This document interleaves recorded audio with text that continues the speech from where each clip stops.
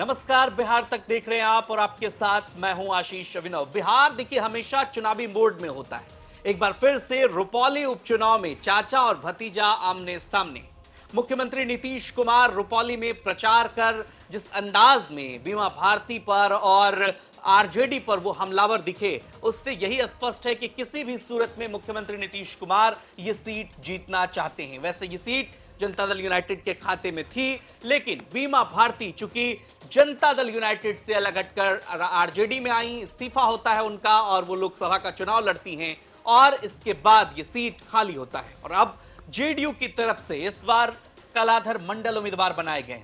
कलाधर मंडल के चुनावी प्रचार में पहुंचे मुख्यमंत्री नीतीश कुमार ने जिस अंदाज में लालू परिवार पर और खासकर बीमा भारती पर हमला बोला, इससे स्पष्ट है कि जनता दल यूनाइटेड किसी भी सूरत में यह सीट जीतना चाहती है। दूसरी तरफ अगर आप देखें तो बीमा भारती जो जेडीयू से आरजेडी में आई हैं, आरजेडी ने उन पर भरोसा जताया है। कई मायनों में बीमा भारती का टिकट इस यहां से दिया जाना अहम है। पहले आपको मालूम है ये सीट सीपीआई 2020 में लड़ी थी, लेकिन इस बार आरजेडी ने बीमा भारती को टिकट दिया है उपचुनाव में।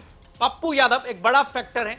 बावजूद इसके बीमा भारती को टिकट देने के बाद यह कहा जा रहा है कि आरजेडी ने एमवाई समीकरण से अलग हटते हुए पिछड़ा अति पिछड़ा वोटरों में जो एक अपनी पैठ बनाना चाह रही है वो यहां पर बरकरार रखना चाह रही है और इसीलिए ये सीट चाचा और भतीजा दोनों के लिए साख का सवाल बन गया है। साख का सवाल इसलिए कि दोनों ही कैंडिडेट अगर आप देखें, चाहे कलाधर मंडल हो या बीमा भारती हो, एक ही समाज से आते हैं और दूसरी तरफ निर्दलीय प्रत्याशी ने यहां पर मुकाबले को त्रिकोणीय बना दिया है। कुल मिलाकर स्थितियां जो है पूर्णिया लोकसभा सीट जैसी यहां पर बनती दिख रही है। अब देखना दिलचस्प होगा कि इन दोनों दिग्गजों की लड़ाई में कौन बाजी मारता है और खासकर यहां से चूंकि बिहार विधानसभा चुनाव की तरफ रुख करेगा और विधानसभा चुनाव में पिछड़ा और अति पिछड़ा वोटर किसके साथ होंगे। हालांकि अगर आप लोकसभा चुनाव का एनालिसिस करेंगे तो लोकसभा चुनाव में कुछ हद तक इस वोट बैंक में सेंधमारी करने की कोशिश इंडिया गठबंधन की तरफ से की गई और जिसका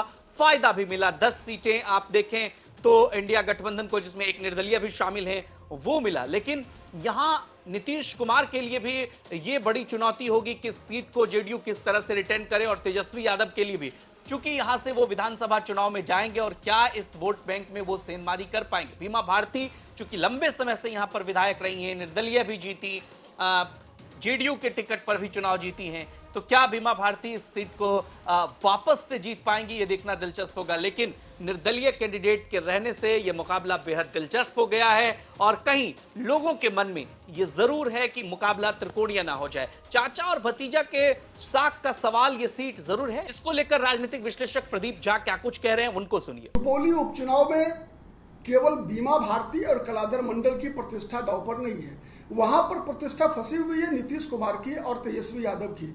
नीतीश कुमार को यह साबित करना है कि बिहार की अभी भी अति पिछड़ी जाति के सभी मतदाता नीतीश कुमार के नाम पर वोट करते हैं, न कि बीमा भारती के नाम पर रुपौली की जनता वोट करती आ रही थी। दूसरी तरफ तेजस्वी यादव को यह साबित करना है कि क्या माई के अलावे, मुस्लिम यादव कॉम्बिनेशन के अलावे क्या अति पिछड़ी जाति के लोग भी तेजस्वी यादव को या आरजेडी को अब भी वोट देने को तैयार है या नहीं है।